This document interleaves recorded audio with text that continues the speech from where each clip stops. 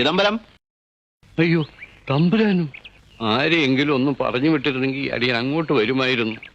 ഇവിടെ ഇപ്പൊ ഇരിക്കാൻ കൂടിയൊന്നും വേണ്ട. ആരായി കത്തെഴുതിയത്? കത്തോ? എനിക്കൊന്നും അറിഞ്ഞുകൂടാ തമ്പുരാനെ. ആരാ? മൈഥിലി. മൈഥിലി എന്റെ മോള. വിളിക്കവളെ. മൈഥിലി.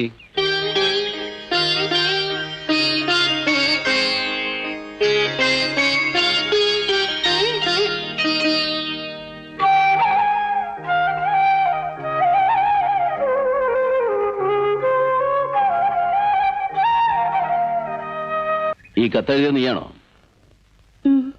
ഒന്ന് വായിക്കേ. വായിക്കാൻ.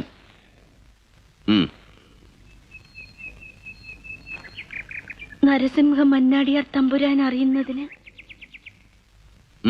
മുഴുവൻ വായിക്കേ.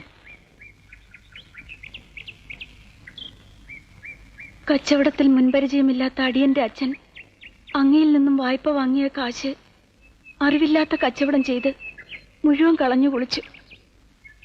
മഹാമനസ്കനായ അങ്ങ് പല അവധികളും നൽകിയെങ്കിലും അച്ഛന് വാക്ക് പാലിക്കാൻ കഴിഞ്ഞില്ല.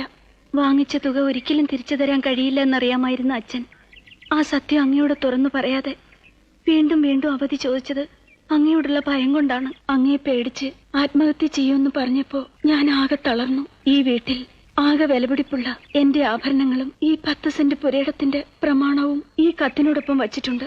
ഇവ വിറ്റ് കിട്ടുന്ന പണം അങ്ങയ്ക്ക് തരാനുള്ള പണത്തിന്റെ ഒരംശം പോലും ആകില്ലെന്ന് എനിക്കറിയാം. മറ്റൊരു പോംവഴി ഇല്ലാത്തത് കൊണ്ടാണ് ഇങ്ങനെ ചെയ്യുന്നത്.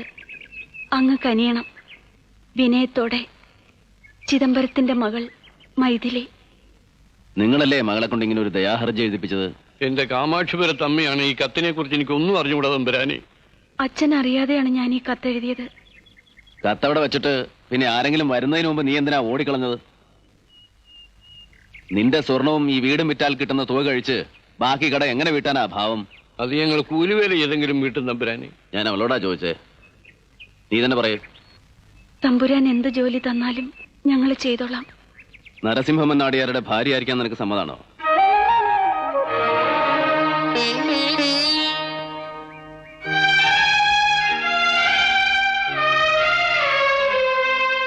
തമ്പുരാൻ എന്തായി പറയുന്നത്?